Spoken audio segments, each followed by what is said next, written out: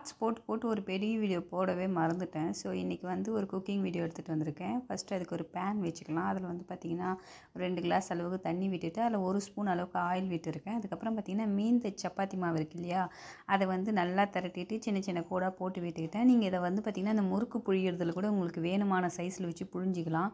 So தண்ணி கொதித்து வந்ததுக்கப்புறம் நம்ம ஆல்ரெடி சப்பாத்தியை வந்து கூடாக கட் பண்ணி வச்சுருக்கோம் இல்லையா, அதை இதில் விட்டுட்டு லைட்டாக ப்ரெஸ் பண்ணி விடலாம். ஏன்னா வந்து இன்னும் வேகலை இல்லையா, அதனால் எல்லாம் ஒட்டிக்கும். அதனால் லைட்டாக ப்ரெஸ் பண்ணிவிட்டு கலந்து விட்டுடலாம். இது ஒரு 2 நிமிஷம் போல் கொதிக்கட்டும்.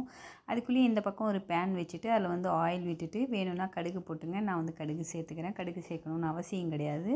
அதில் வந்து பார்த்திங்கன்னா ஒரே ஒரு பச்சை மிளகாய் சேர்த்துக்கலாம். சேர்த்துக்கிட்டு அதுக்கப்புறம் வந்து பார்த்திங்கன்னா ஒரு பெரிய வெங்காயம் சேர்த்துக்கிறேன். அது நல்லா வதங்கட்டும். வதங்கினதுக்கப்புறம் வந்து பார்த்திங்கன்னா ஒரு பூண்டு சேர்த்துக்கிறேன். அதுக்கப்புறம் வந்து பார்த்திங்கன்னா நான் கொஞ்சம் வெஜிடபிள்லாம் கட் பண்ணி வச்சுருக்கேன். உங்கள்கிட்ட என்னெல்லாம் வெஜிடபிள் இருக்கோ அதெல்லாம் நீங்கள் மிக்ஸ் பண்ணிக்கலாம். நான் வந்து பார்த்திங்கன்னா இன்றைக்கி கோஸும் கேரட்டும் மட்டும்தான் சேர்த்துக்கிறேன். இந்த கேரட்டை வந்து பசங்களுக்கு எப்படியாச்சும் டெய்லி சாப்பாட்டில் திணிச்சணுன்றது எனக்கு ஒரு எண்ணம். ஸோ இன்றைக்கி கேரட் கொஞ்சம் அதிகமாகவே சேர்த்து வச்சுருக்கேன். இது ஈவினிங் டிஷ்ஷாக தான் உங்களுக்கு கொடுக்க போகிறேன், ஸ்நாக்ஸாக தான்.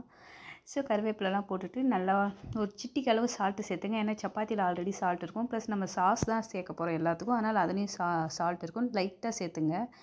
நல்லா வதங்கி வந்ததுக்கப்புறம் வந்து பார்த்திங்கன்னா நான் ரெட் சில்லி சாஸும் டொமேட்டோ சாஸும் சேர்த்துக்கிறேன். வேணும்னா நீங்கள் வந்து தனி மிளகாய் தூளும் டொமேட்டோ சாஸ் கூட சேர்த்துக்கலாம். இல்லை 2 சாஸுமே வேணாம், வெறும் மிளகாய் தூள் மட்டும் கூட சேர்த்துக்கலாம். சூப்பராக இருக்கும். ஸோ நல்லா கலந்துட்டு ஒரு 2 நிமிஷம் போல் இந்த வெஜிடபிள் கூட நல்லா மிக்ஸ் ஆகட்டும். மிக்ஸ் ஆகிற வரைக்கும் நம்ம வெயிட் பண்ணலாம்.